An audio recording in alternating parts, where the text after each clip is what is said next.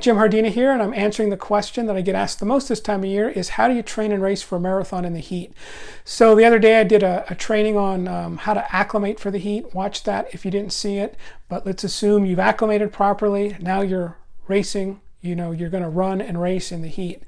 So first step is wear the right clothing. There is clothing designed for running and there's clothing not designed for running.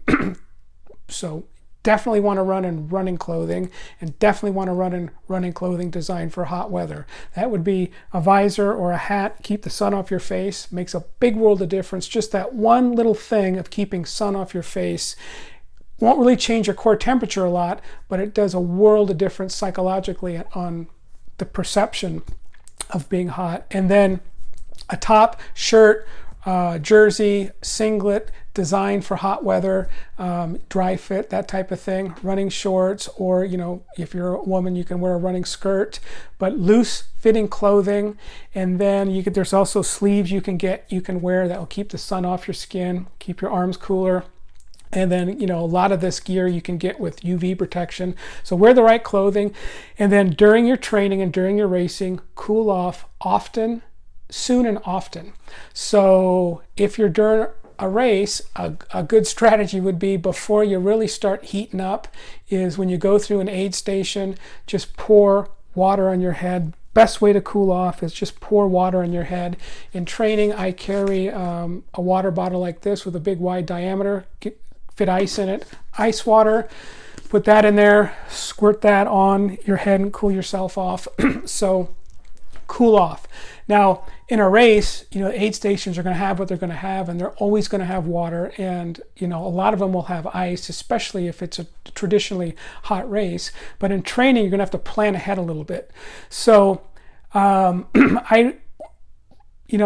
I mentioned in the video the other day, I run at Santan Valley, which has a loop course, and I can get about a 6-mile loop in, nice hilly trail, back to the car, and I can load up the water bottles with more ice and more ice water.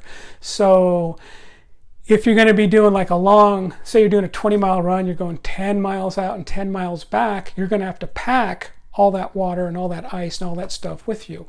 So there's different hydration packs and different things you can do that. But my recommendation would be, if you can't lay, you may be able to park and drop stuff off, like a drop bag type thing, and pick it up. But you're definitely going to have to plan ahead of how am I going to get water and how am I going to get ice. So it's not just water, it's ice.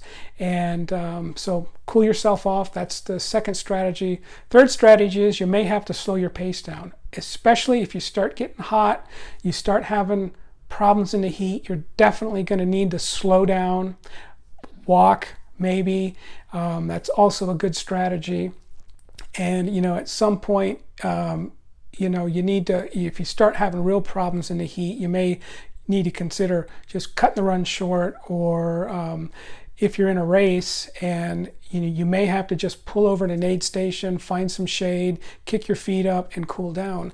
So those are the 4 strategies to stay cool. Running in the summer, running in the heat, is wear the right clothing, cool yourself off soon and often, which means you're going to need to plan ahead on how you're going to get ice, how you're going to get water, you're going to get this stuff. It's okay to slow down. You're probably going to have to. It's okay to stop and walk. And then if you need to, you may just have to cut your run short and chalk it up to experience and plan to do better the next time. And if you're in a race, you may just have to pull over, cool off, and take it easy. So I hope that helps. If you got value from this, feel free to share it. If you have any questions, just message me here on Facebook or shoot me an email at jim@jimhardina.com. I'd love to help, answer any questions, let me know what you're doing, and hope to see you out there. Talk to you soon. Bye-bye.